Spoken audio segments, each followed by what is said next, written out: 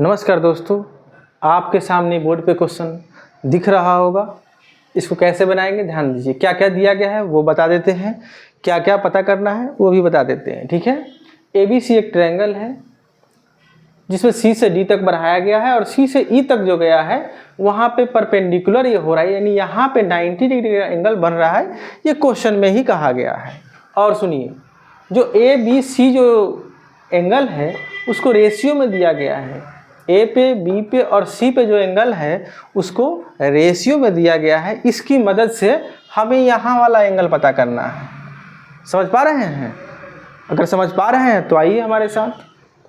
हम पहले जो एंगल रेशियो में दिया गया है इन तीनों का सम क्या होता है 180, यानी रेशियो से जब ये बाहर आएगा तो ये हो जाएगा 3x plus 2x plus x equal to क्या हो जाएगा 180। मतलब 3 के लिए 3x, 2 के लिए 2x और 1 के लिए सिर्फ x लिखते हैं।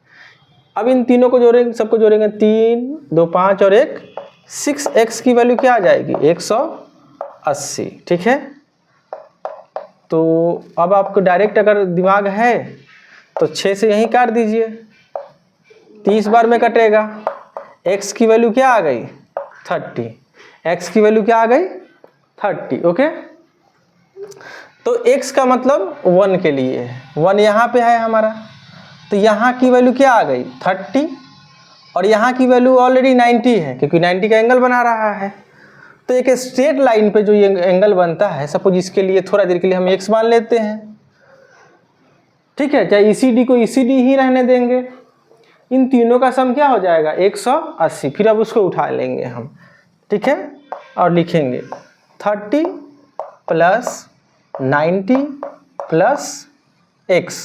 ठीक है, x की जगह पे क्योंकि ECD ही लिख देते हैं डायरेक्ट, क्या एंगल ECD इक्वल टू क्या होगा 180 डिग्री। समझ पा रहे हैं मेरी बात को?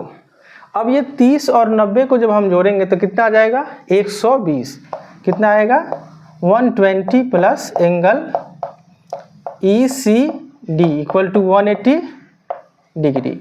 अब यहाँ 120 जाके उधर क्या हो जाएगा सब्ट्रैक्ट, तो angle ECD equal to 180 minus 120 हो जाएगा। समझ पा रहे हैं? ECD की वैल्यू अब घटेगी यहाँ से, तो एंगल ठीक है ECD इक्वल टू x 180 में से 120 जब माइनस करोगे तो कितना आएगा 60। कितना आएगा 60। यही हमारा आंसर होगा, यही हमारा क्या होगा आंसर। आप ध्यान से देख सकते हैं कैसे कैसे बना है। तो कैसे बना है एक बार मैं आपको फिर से बताता हूँ कि ये तीनों एंगल जो दिया गया है इसको रेशियो से हम x के टर्म में लिख के x की वैल्यू निकाल लेंगे। x जो है वो c की वैल्यू है और एक स्ट्रेट लाइन पे इन तीनों एंगल का सम क्या होता है 180।